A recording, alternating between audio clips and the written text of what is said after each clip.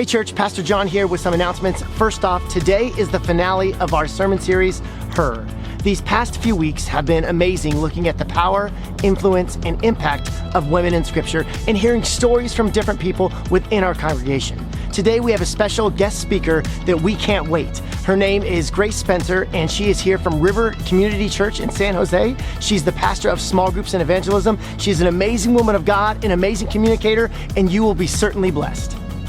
Last Sunday, we had our Prodigal family barbecue, and it was so much fun. We were at Woodward Park, and we laughed, and we ate good food, and we hung out, and we played. We had an incredible time. Thanks for all those who volunteered, and thanks all those who came out. We've got two things happening next Sunday. First, it's our summer kickoff. We're gonna be having Kona Ice right after service. We're gonna have a car wash. We're gonna have some bounce houses, and the car wash is to benefit Prodigal youth going to summer camp this summer. And then later on that afternoon, to kind of wrap up our Her sermon series, the women in our church are going to get together to kind of build community and conversation to continue the conversation of the topics that we discussed throughout the month. Refreshments will be provided, and all of the details are on our Prodigal app or website. Next week, we start a brand new summer series called Summer Mixtape.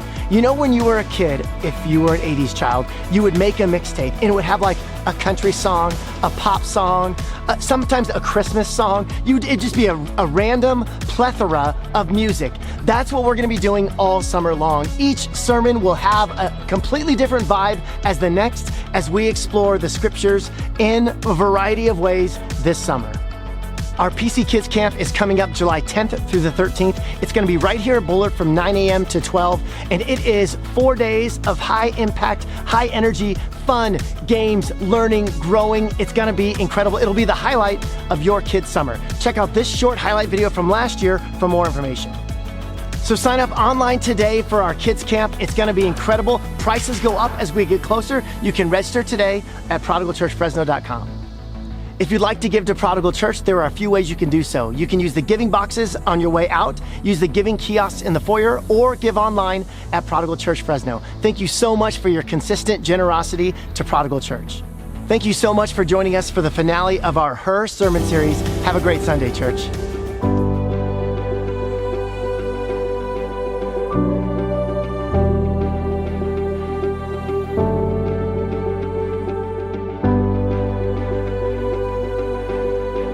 I became a Christian in junior high school through Fresno Youth for Christ. It was there that I saw men and women, young men and women, serve with passion and fun. I had many good role models. While I was in college, I joined Youth for Christ staff. I served many years in the junior high program, and I became one of the first women directors. It was there that I first saw the importance of having men and women leaders.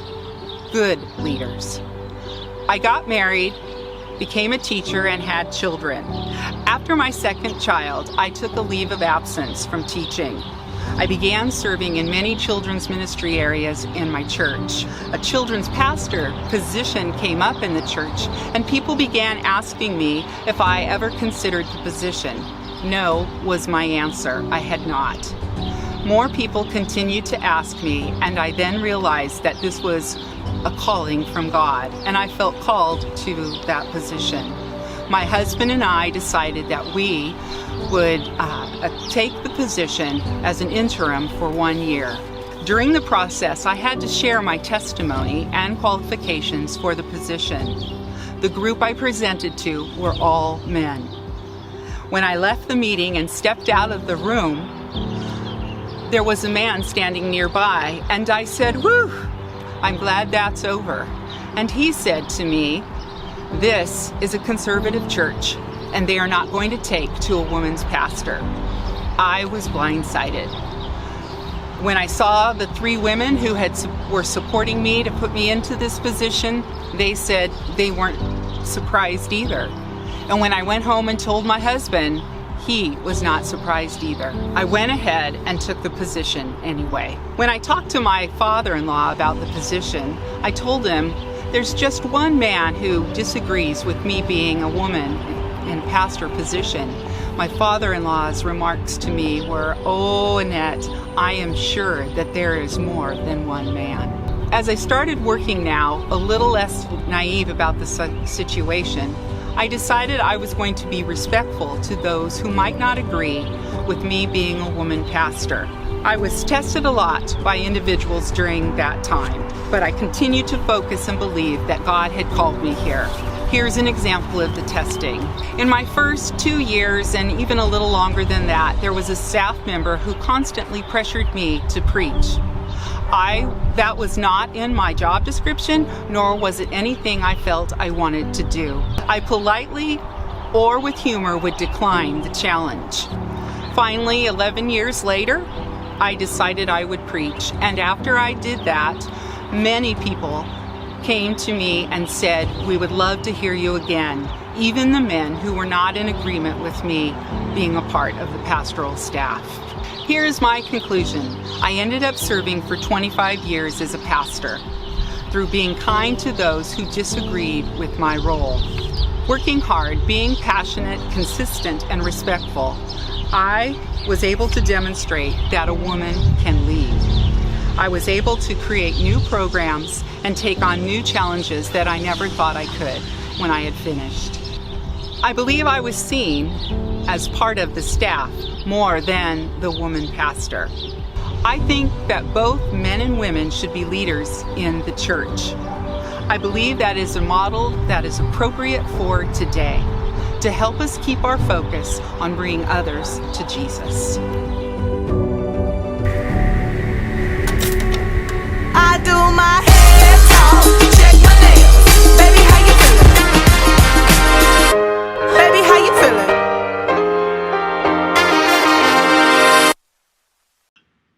Good morning, Prodigal Church. My name is Grace. I am a pastor in San Jose. I am also the co-founder and co-director of the Preacher Academy and International Online Preaching Academy for Women. And I am originally from Fresno. I actually graduated from Bullard High School. And I don't know about you, but I enjoy a really good movie. I feel like that's most of us nowadays. And I just recently saw the new Guardians of the Galaxy movie. Don't worry, I won't spoil it. But I thought it was really great. And I found this article online that was rating the top 50 best opening movie scenes of all time. And it included the first Guardians of the Galaxy opening scene. I don't know if you remember the way that movie started, but it starts with Chris Pratt's character as a child watching his mother die in a hospital. And when she passes, he is grieved and terrified, and he runs out of the hospital and then is like swooped up into space. And then in the next scene, he's an adult and he's dancing to Come and Get Your Love. And the opening scene of a movie is really pivotal because in some ways it foreshadows or points to the plot and the tension that is unfolding. It tells you who the main characters are, what to pay attention to and anticipate. And in this movie, you can anticipate that the death of Chris Pratt's character's mom is going to have an impact on him throughout the entire storyline. You might even expect that the Guardians of the Galaxy are going to form a kind of family or community for him. And because he's dancing to fun music, you can expect that while it will be action and intensity, that there's also a lightheartedness and comedy that you can anticipate. This morning, I'm going to be diving into the very beginning of the book of Samuel. The book of Samuel tells the story of Israel becoming a kingdom, a nation. See, God had delivered this group of people, the Hebrews, out of Egypt, and he formed them into a group of people, Israel. But they have yet to had a king. And so the book of Samuel tells the story of them eventually becoming a kingdom and having a king, and it has big stories in it about a kid defeating a giant, stories that you expect to be told and remembered, stories of war and victory and God's faithfulness to this group of people. But it also has stories that you might expect in this kind of book too. stories about kings doing horrific things in their ruthless quest for power. Stories of violence and death. It's all in this book. And it's very interesting to me because this book about kings and nations and war and victory and violence, it actually starts out with the story of a woman in an obscure village who is in the trenches of infertility. And she's experiencing layers of suffering because of her circumstances. What do you think it means that Israel's story of becoming a nation, a kingdom, starts out this way? What do you think the writer is trying to communicate by setting the stage with this story? Is this kingdom supposed to be like all the other nations? Is their God supposed to be like all the other gods? Or is there something distinct about this God, Yahweh? Is there something distinct about this group of people? The beginning of Samuel starts this way. It says, "There was a certain man from Ramathaim, a Zuphite, from the hill country of Ephraim, whose name was Elkanah, son of Jeroham, the son of Elihu, the son of Tohu, the son of Zuph, an Ephraimite. He had 2 wives. One was called Hannah, and the other Peninnah. Peninnah had children, but Hannah had none. Year after year, this man went up from his town to worship and sacrifice to the Lord Almighty at Shiloh, where Hophni and Phinehas, the 2 sons of Eli, were priests of the Lord. Whenever the day came for Elkanah to sacrifice, he would give portions of the meat to his wife Peninnah and to all her sons and daughters. But to Hannah he gave a double portion because he loved her, and the Lord had closed her womb. Because the Lord had closed Hannah's womb, her rival kept provoking her in order to irritate her. This went on year after year. Whenever Hannah went up to the house of the Lord, her rival provoked her till she wept and would not eat. Her husband Elkanah would say to her, "Hannah, why are you weeping? Why don't you eat? Why are you downhearted? Don't I mean more to you than 10 sons?" Okay, so already a lot has taken place in this story. You'll notice multiple times it says that the Lord had closed Hannah's womb. She cannot get pregnant. And what's important to understand is she is not only suffering in the sense that she cannot have kids, but she wants kids. But she's suffering in the sense that there would also be a lack of honor.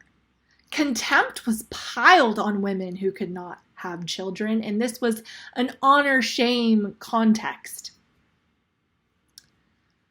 And what I want to bring your attention to is this sacrificial system that they had.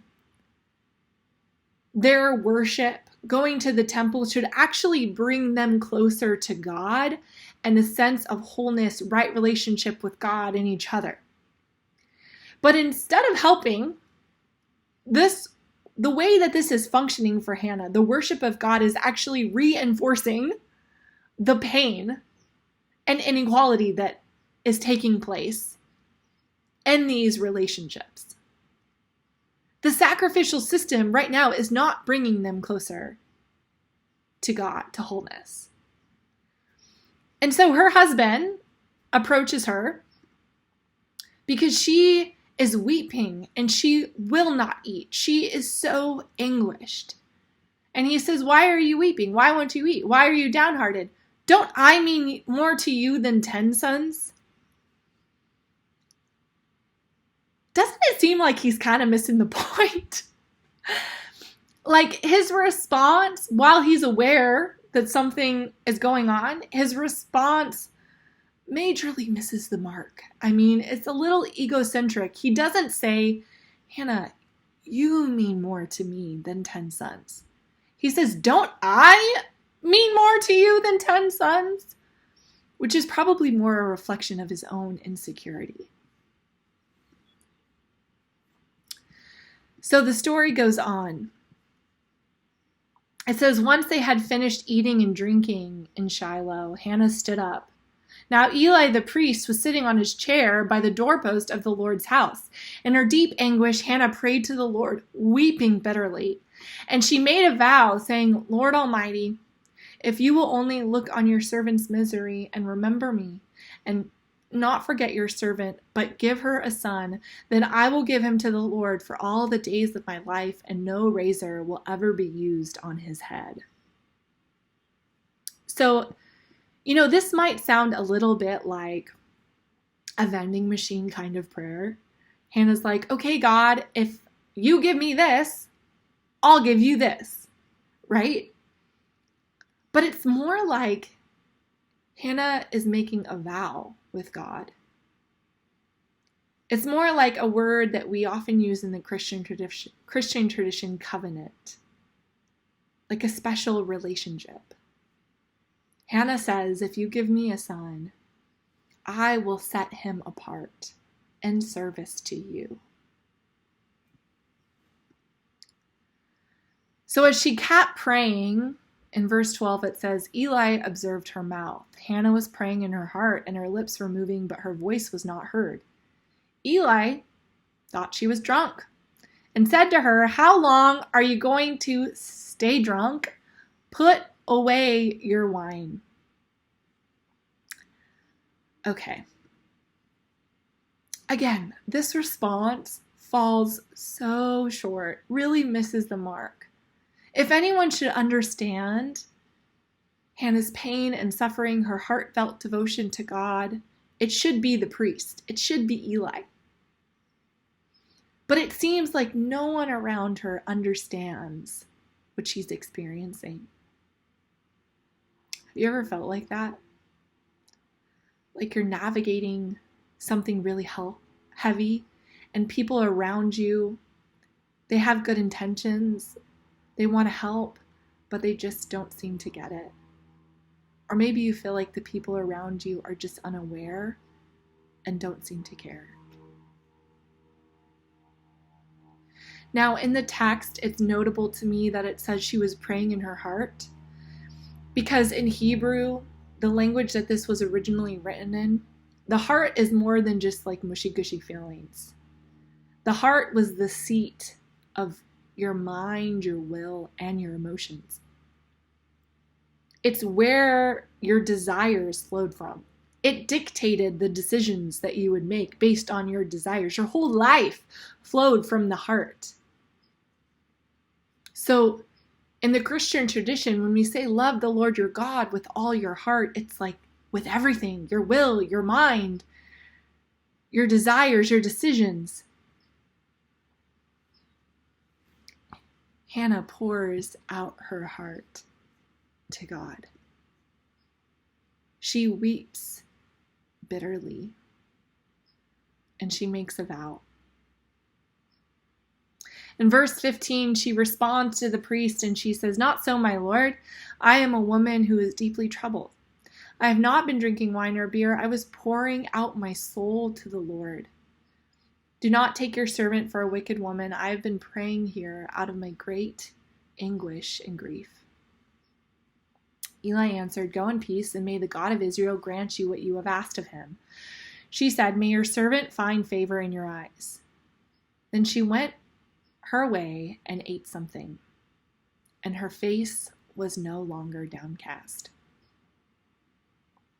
Hannah, who was just a moment ago weeping bitterly, could not eat, anguished, is now eating, and it says her face is no longer downcast, which could be signaling that she is no longer buried under shame. She moves from this space of great anguish to what seems like accepting. Now, if you know this story, you know that Hannah does have a baby. But at this point, we do not know that yet. At this point, it seems like something has shifted before she has the baby. So it makes us wonder, has her heart and her attitude changed because she thinks that God is going to come through? You know, we could look at this and say, well, yeah, she's going to get what she wants. So of course, like, her face is no longer downcast. Of course, she could eat now. God is going to answer her prayer. But that has not been told in the story yet. In verse 19, it says, early the next morning, they arose and worshiped before the Lord and then went back to their home at Ramah.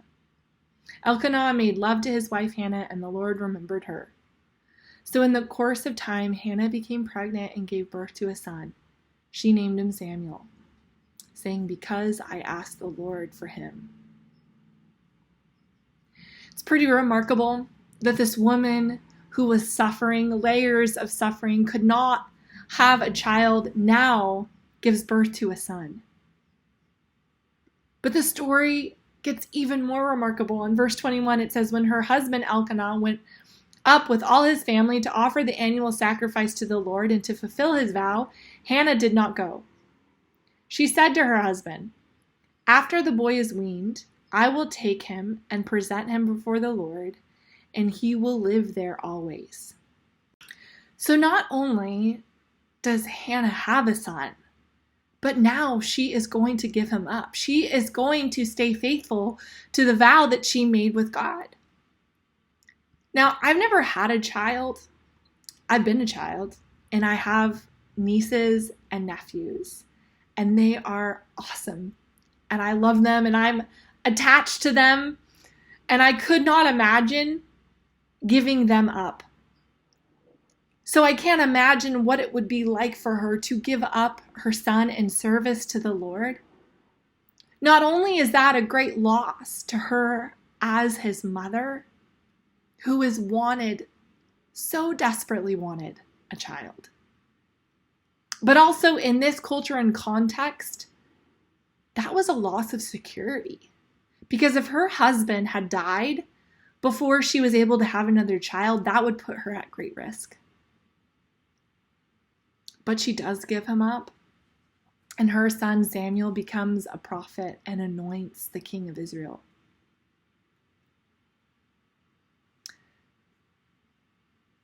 But the story still really makes me wonder, what exactly happened after Hannah poured her heart out to God, after she prayed and turned to him with her desires and her suffering? Did she find this kind of acceptance because she knew God was going to answer her prayer? Or do you think she had some kind of encounter with God that allowed her to welcome whatever might happen? Do you think something happened in that encounter with God that allowed her to trust who God is because he sees her? Maybe she found profound comfort experiencing that even though the men around her, her husband and the priest, did not understand, that God was there, attentive to her. Did she find a sense of honor in the fact that God didn't think she was beneath his consideration? God didn't look down on her because she was without a child? Maybe she had a profound experience of who God is. And from that encounter and that experience, she could trust God with what she could not fix, and trust that, in fact, he was good. I really love this quote by Adele Alberg. She writes a lot about spiritual formation and disciplines, and she said, in the unfixables of our lives, we are invited to keep company with Jesus and take a risk that God intentions toward us are good. Day after day, this is what Jesus did. It is called trust. He calls us, keep company with me, and you'll learn to live freely and lightly.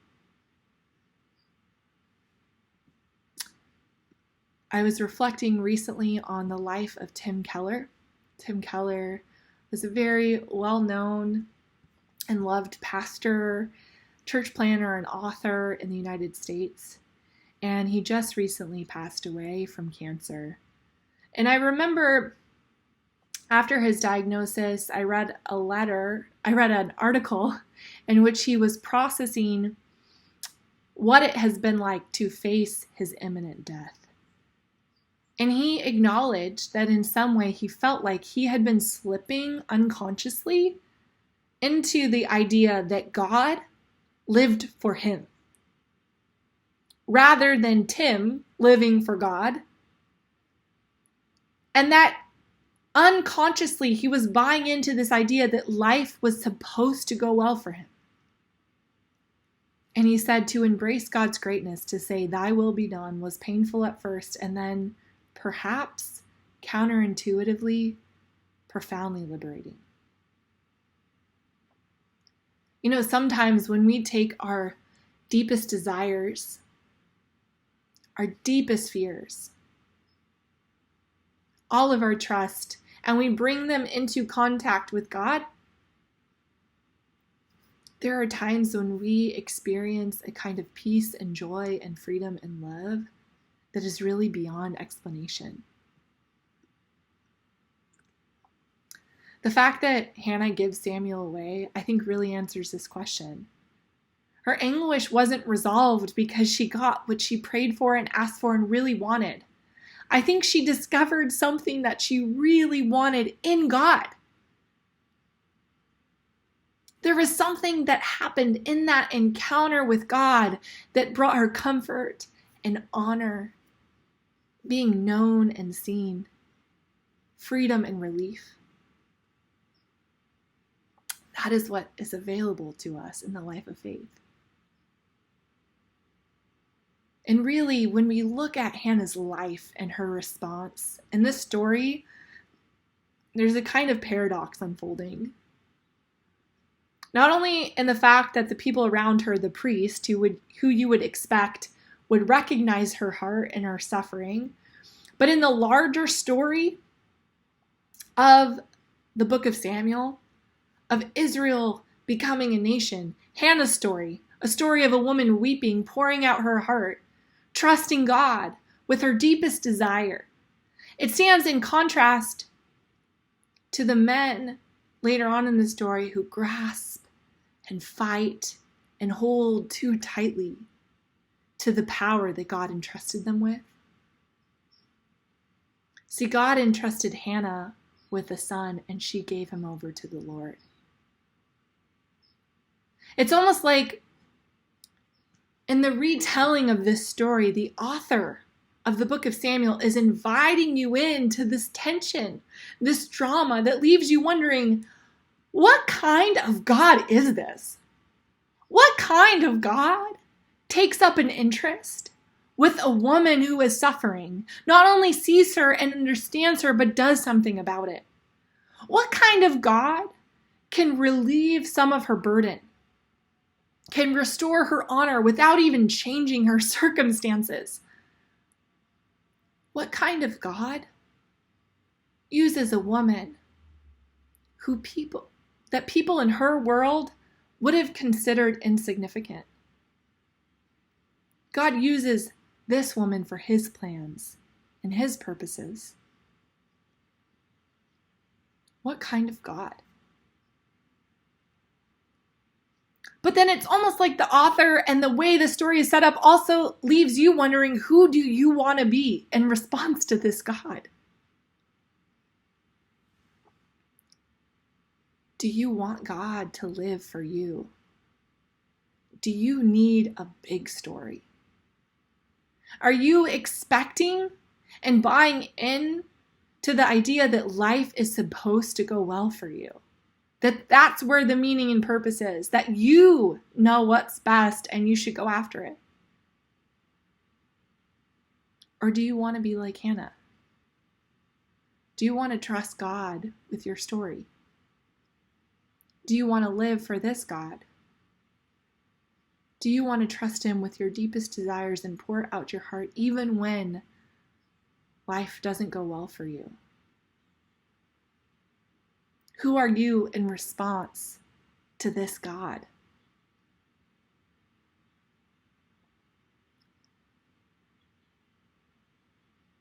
What does that really mean for us practically, though? Right? Let me leave you with this one invitation. If you find yourself in a place this morning wanting to reconnect with God or connect with God for the first time, if you want to know more about this God, experience God in the way that Hannah did, bringing her comfort and relief in really difficult circumstances and a lot of pain, I invite you just to have one honest, vulnerable conversation to pour out your heart to God.